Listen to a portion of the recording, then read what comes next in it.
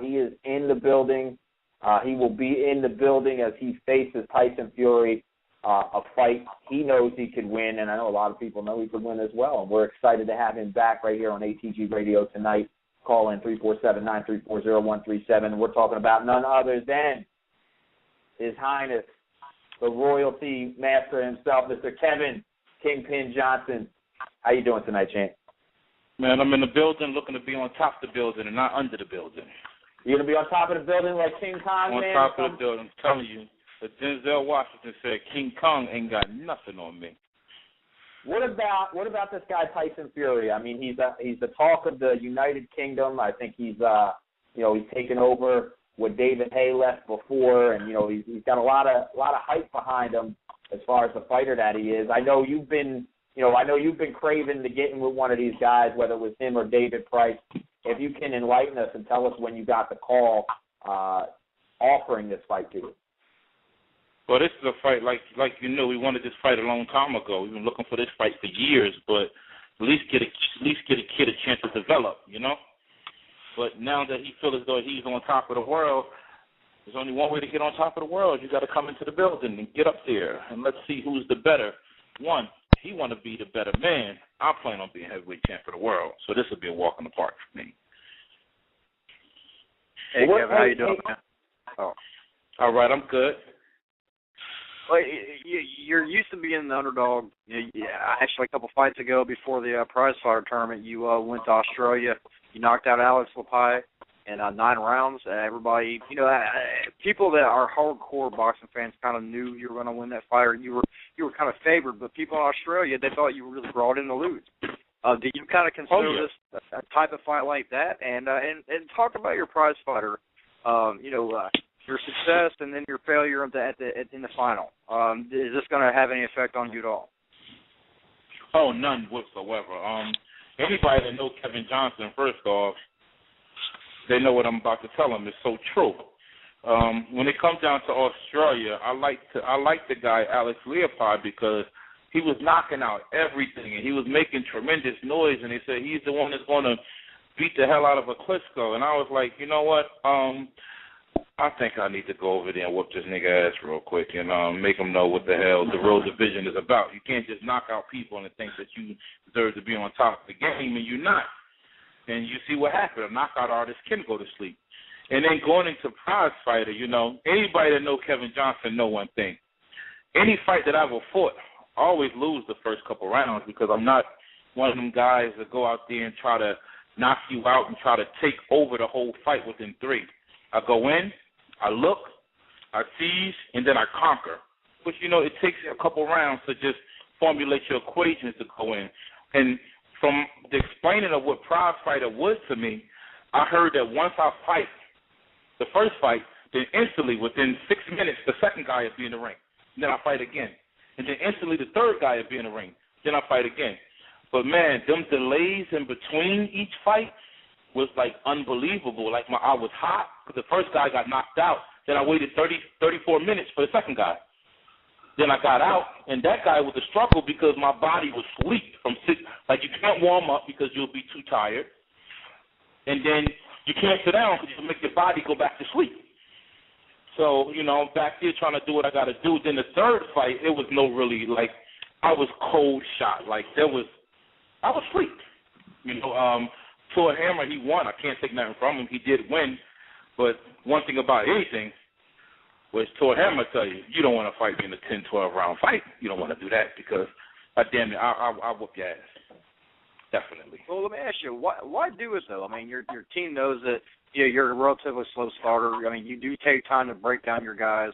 In all honesty, your style is not made for the prize fighter tournament. Why take those fights, take that risk? Because why stay here in America and nobody want to fight you? Same answer. 3-round fight. You know what I mean? Yeah. I mean, if the way it was explained to me, I thought a 3-round fight would be a straight 9-round fight typically. But I didn't know the pauses would be that big. Well, I would get a chance to go ahead and never get a chance to get cold. And as I need to warm up, I warm up. I knew 2 of the guys I was going to knock out, but only one of them went to sleep. I thought Sanowski would go to sleep too, but he didn't. He was a little tough little cookie. But But the pauses in there really got me. But it really failed to know that. What did I benefit from staying here in the U.S.? I mean, everybody knew, and that's why I was the highly favored to win it. Why not go over there and win a tournament like that? Because if I would have won, everybody would be talking different, you know. But I didn't win, so now some people are talking different. But it don't stop nothing in a logistic 10 to 12 round fight. Not at all, nothing whatsoever. That's why the Tyson Fury fight is lined up. I like the Fury because it'll be my biggest fight since fighting Klitschko. Big guy. What do you think, real quick, about, basically, I think one of the main reasons to get in this fight, I think they're trying to gauge you as being a Vitaly Klitschko opponent, and basically seeing what he can do against somebody that wants to win the distance, if he can change that. Basically, you're going in as a big underdog, with the English. What do you think about just being kind of a gauge opponent for somebody wanting to fight Vitaly Klitschko? There's nothing wrong. I've been doing that. I've been doing that half of my career. What happens when a gauge opponent comes out on top? That's what I like, the benefits and rewards for that one. I don't mind. You can use my name and use me for whatever type of opponent you may think that I'm coming in as. But like everybody knows, first of all, dude ain't knocking me out. I have one of the best chins in boxing. And for two, what makes this fight a whole lot different is only way dude will win that fight is if I died somehow. And trust me, I'm gonna beat this boy behind so bad as though something is not going to be right. Like that night, I'll be willing to die in that ring. So I've never said that to anybody, but in such a small level of opposition, that's the type of style I should have fought Klitschko with. Type of style where you're willing to die and go out with a bang. This guy, I'm willing to die in that ring because he don't belong where he's at. Not at all. Hey Kevin, what about this? What about the trash talking, man? We know look without anybody. I think you're second to none, the best talker in the heavyweight division, let alone probably boxing period. But I gotta ask you like this: Tyson Fury is one for letting loose some controversial comments towards his opponents. I mean, I know he's already went on video and stuff. Him and his coach Peter Fury. They went on there saying that they're going to go out there, probably, looking to stop you and, calling you a tough, viable opponent, but they're not in their league. Basically almost the same thing that you're saying there. I mean, in this case, you're going over to the United Kingdom. You're going over to Belfast, where his family is from, in Ireland. Do you feel that you have to go in there and pull out an Alex Leopold-type performance where you stop him just in case home cooking is the platter served that evening? That's all it's going to be. That's all it's going to be. I'm just going in there. That's one thing I like about, and this is why this fight will be so good. You have two guys that actually know that one of them is going to sleep, and one of us will go to sleep. But the fact of the matter is nobody knows who yet. Nobody but me. I know for a fact the boy is going to sleep 100% because it's proven fact in his track record. It's just nobody had what I have to be able to finish this kid off. I'm a beautiful finisher later. I'm a beautiful finisher. Nice, easy, and patient, and just pick you apart with the best sniper moves that I have. Like a sniper. I'm not going to sit back and shoot 100 rounds at you. I'm going to shoot a couple of shots at you, and trust me, one of them going to put you out. So this fight will be just like the Leopold fight. If anybody's seen the Leopold fight, it was one of the most deadliest fights I've ever been in. But at the end, I knew for a fact, once the storm is submerged and I'm on my yacht, I will sail his ass right to shore. Hey, wait, real quick, guys. I know we got the entire squad on here today. Elliot Vasquez-Torres from Puerto Rico, he's joining us. Rufus Deckerbout here. I know we have a few other people. Mark Abrams is also in the house. But Ellie Sekbak is actually joining us for a few minutes. Kevin, I know you're going to say what's up to you. He's all the way in Los Angeles, Hollywood, California right now. Ellie, what's up, man? Everything's good. Yeah, I like the confidence, man. It'll be a good fight. What are your let's get into it like this, man. Someone you're familiar with who's training out there, and I don't want to defer this away from Kingpin's upcoming opponent, but, another smooth talker from Philadelphia who trains out there. He also goes by a similar nickname as Kingpin does. That's Malik Scott. let me ask you like this. I mean, I say like this. Kevin Johnson's by far the best talker in boxing, and I'm not even saying trash talker. I'm saying talker in boxing. But what are your thoughts on his talking ability as compared to Malik Scott, who's also somewhat of a smooth talker? Man, nobody talks more trash than James Toney. James talks a lot of trash, and you got to give him that title. But no, it's good. Listen, that's the problem with boxing. Too many fighters are nice, and too many fighters don't talk. I think the only fighter that could be really smiling and still sell a fight is Pacquiao, but that's the only one. You got to make your mark. You got to be confident.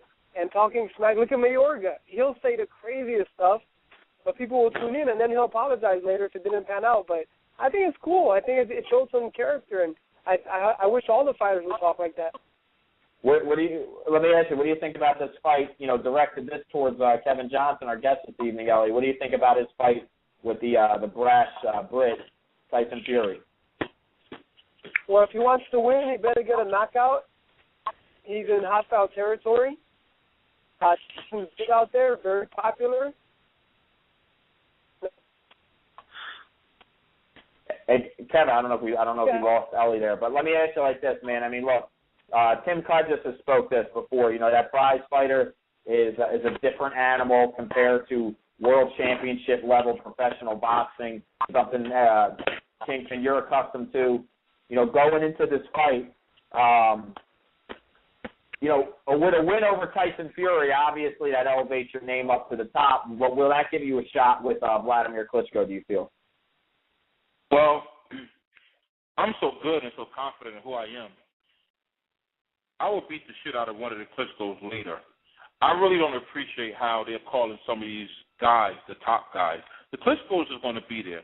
I'm in no rush. I mean, they want to fight, fine. I'll go to training camp. We'll train hard. We'll take it. But I really am so turned on, and after this fight, beating the hell out of a Seth Mitchell and a Chris Arreola. Those are my two targets right there. Because Arreola is not a real heavyweight. Not at all, by far. Oh, trust me, he eats himself to be heavyweight. We all see that. But Seth Mitchell, excuse my language. Seth Mitchell, come on. He's so ready to go. The dude damn near wants to sleep from fighting Chaz Witherspoon, for God's sakes. What does that tell you? And I don't think anybody understands what that statement means. I'm so interested. I mean, some people call Seth Mitchell the next Mike Tyson. That's a disgrace to even put him in the same class as Mike Tyson. So them two guys are the two fights I would like to iron out and then go back into a world title fight. Or if the world title fight come before that, hey, maybe I'll see them at the championship fight. I'll be champion and I'll be fighting them. But they're not championship material. They're not. Hey, Kevin, how you doing? Mark Abrams, what's happening, my man? What's good, Mark? What's happening? First of all, after this fight, you're gonna come to Philly, right? Your sister's still here, right? Oh yeah, I just left from up there, man, checking on the family down on the Jersey Shore, man, and I only had a brief moment to get down there, but it was touching down there. Yeah, after this fight, you got to come back here. What was I going to say? You just started talking about Seth Mitchell. I was going to ask you, what you saw the fight this Saturday. I don't know if people have seen some of the stuff on YouTube. Actually, I was the only one to be able to get this at a fight in Atlantic City last year. You basically confronted Seth Mitchell right to his face and pulled out the $1 you said that you would fight him for. What do you think of his fight against Banks this Saturday? I mean, Jonathan Banks should put him to sleep. I mean, I know Jonathan Banks, and I don't know much about Seth Mitchell, but he's an overrated baby. But Jonathan Banks should take him to school. I mean, he's been around the block. He's been under Manny Stewart's wing. Rest in peace. He's been in there with the Klitschko's for years, gaining a lot of knowledge and experience. But still, at the same time, Jonathan Banks has a suspect chin too. So I guess the first person that lands that punch, which should be Jonathan Banks, should win. You feel after you win against Fury, you feel you're going to need maybe one more significant win possibly to get that title shot again, or do you think a win against Fury is enough? Yeah, the win against Fury would be enough, but I'm Kevin Johnson. I'll take on anybody because I'm not going to sit back and twirl my thumbs, I'm going to make it do what it do. Whoever went next got next. Trust me. After Fury, we still going. You know, we're not looking to have a 6-month layoff or 8-month layoff. We're looking to come right back within 60 days. Within 60 days, and fight another top-notch name within 60 days. Because this fight with Fury, he's good. Don't get me wrong. You can't underestimate or sleep on him. But I'm a very strategic chess player. I'm going to take this kid out. Real quickly, how did this fight all come about? I know he was supposed to fight Boyd-7. That got, I guess that got canceled, late last week or something. So this negotiation happened pretty quick, huh? Well, my brother was in cahoots with, I don't know all the key players' names over there, but when we were setting up Prize Fighter, my brother met a couple key people that was interested in doing that fight after Prize Fighter. But I happened to lose Prize Fighter, so it pulled away the value of that fight to happen. And then all of a sudden, my brother gave me the call. My brother never stops sleeping unless I'm in the ring. And I get the phone call that, hey, let's go do it. And, that's how he works, It's amazing. I don't have a lot of people in my life and careers that pull off fights, and it seems as though my brother always pull off the biggest ones. Hey, Kevin, how you doing? This is Dr. Vasquez. What's good, baby? Good. Hey, you got this fight with Tyson Fury coming. What would be a strategy to, let's say, cut off the ring or something like that? Because, he is, 6'9", so you're probably going to have to get on the inside. So what would, without giving a lot of things away, what would you do to cut the corner of, stuff like that? Don't forget one thing. He's 6'9", but he don't know how to use it. We both got about the same reach. I have over an 83-inch reach. I don't have to run too far. And you mentioned Chris Arreola. If you do happen to defeat Fury, would you take a fight against Chris Arreola next? I would take that within a 2 weeks' notice. And Arreola's a big puncher. I know you say he's not really a heavyweight. Who's a big puncher? He's not no big puncher. I don't know how people can say that, man. I don't know how. He's a big eater. Let's say that together. Say he's a big eater. He's not a big puncher. Hey, one thing about Arreola. I know about big punches, and I know about skillful punches. I've been in there with them all, from Valawev, from Klitschko, Vitaly, and Latimer. I sparred with Latimer back when I was a baby. I've been there with all the people that people say that's a big puncher. I've never felt anybody that ever hits hard. And the thing about that is, I've been in there sparring with Arreola before. Man, please.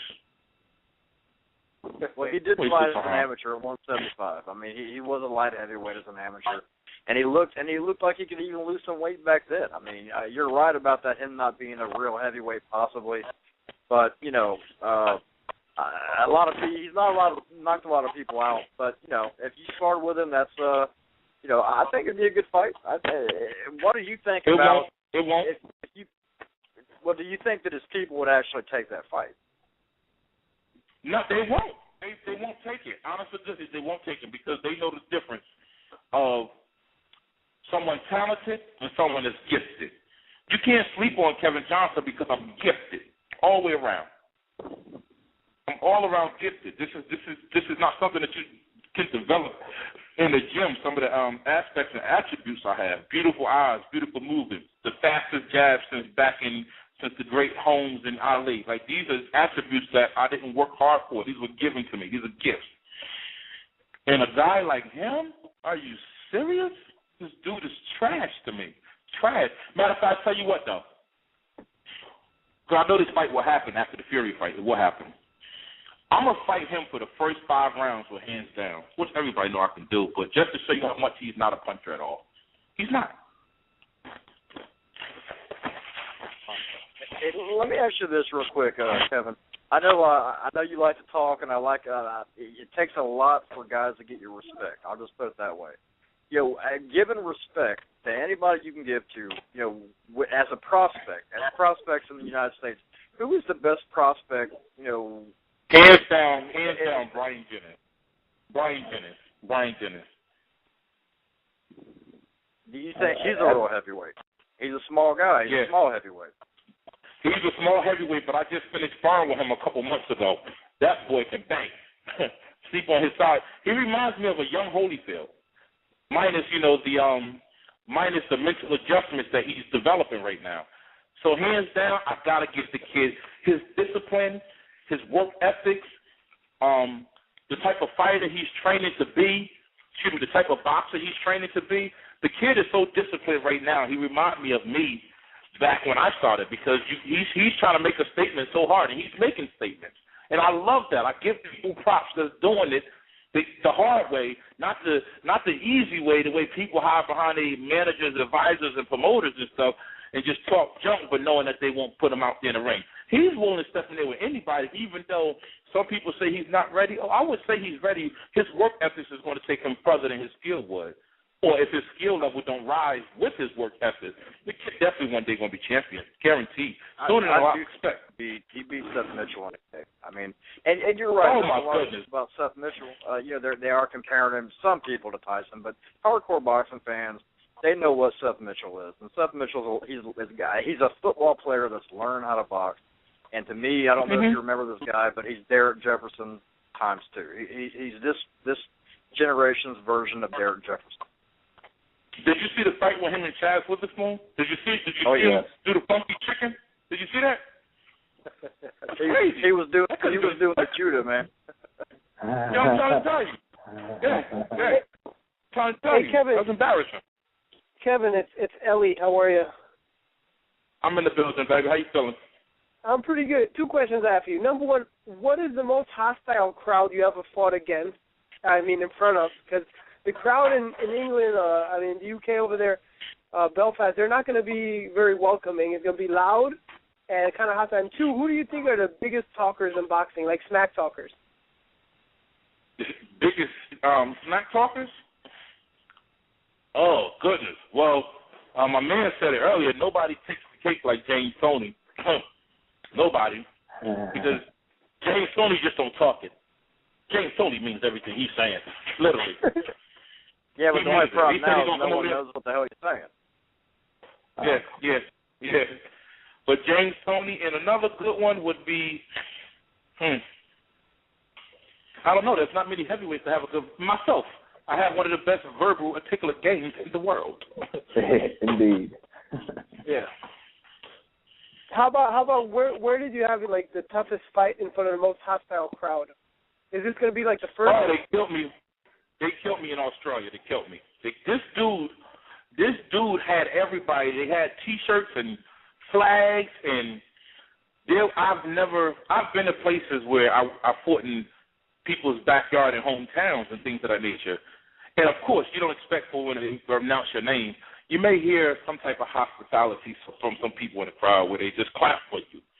In Australia, they did me so wrong that they didn't even play the American, like they asked me, did you want the American national anthem played? Of course, I said I want American flag and national. They didn't even play that. They didn't even clap one time when I stepped into the ring, and they booed me so bad. But at the end of the fight, like even if you watch it on YouTube, at the end of the fight, the whole Australia loves me, and they're actually looking to do a rematch for that fight. So who knows? I will love to. Well, hey, King. I hear you. No, somebody was trying to. I would buy a ticket just to hear the press conference between you and James Toney if you guys ever fight. Just to listen to the press conference would be great. I will win. You know why?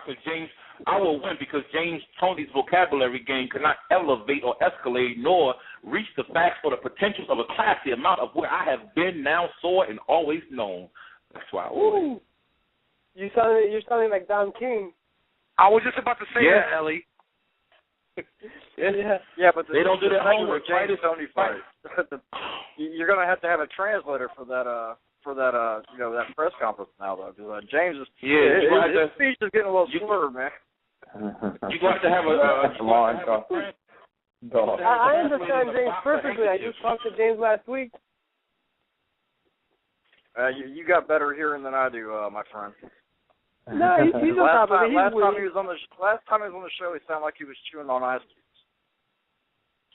Hey, you got to be careful when you talk too, man. He'll spit on you by mistake. So, keep a handkerchief in your pocket, man. I mean, hey, I'm not.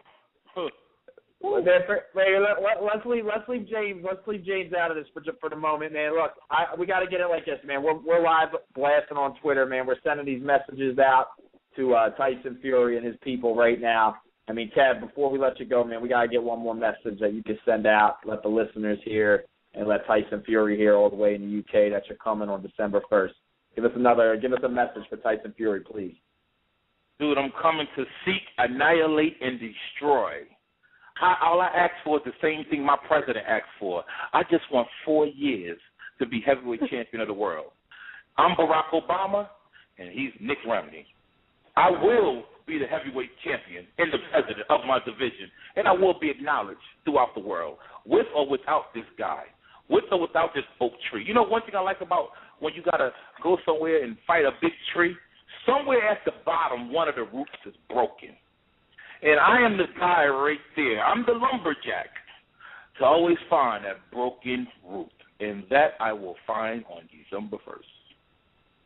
Very, very nice. Kev, Kingpin, have you got an opportunity to get on Twitter yet?